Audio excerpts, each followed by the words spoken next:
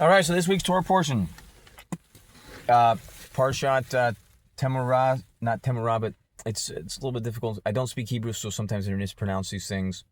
Relatively fascinating. Talks about the ordinary Kohen, the Kohen Gadol, things of that sort. So after the construction of the temple, the Kohen was like really important in temple service way back in the day, supposedly, and things had to be according to specifications. There was bells involved. There was all kinds of things. There was the scribes in generalistic ideology, the gemstones, the thing that the objects that the Kohen would find value in.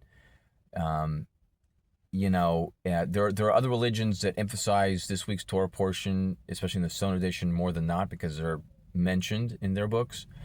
I've eaten meals, and my father gained a livelihood, I guess, for a while in some of the areas where they dwelled, and so I valued some of these things. However, I couldn't necessarily agree that much at all because of for different reasons. Because it's some of the things are just too mystical, too lofty, and too mystical for me to understand. To say it in a different way. In the same way, the religion of Judaism, the nation of Israel, it's based and founded in Hebrew.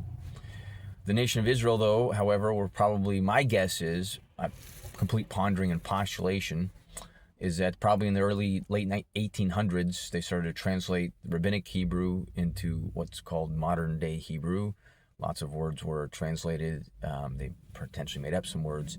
My guess is the majority of the Jewish community, probably by far at the time, thought the Messianic era was beginning to occur.